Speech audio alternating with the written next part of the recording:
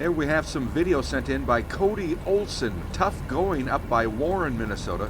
This is between Warren and Chirac.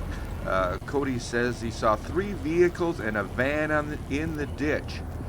He was making his way to East Grand Forks this morning. Again, some tough road conditions out there.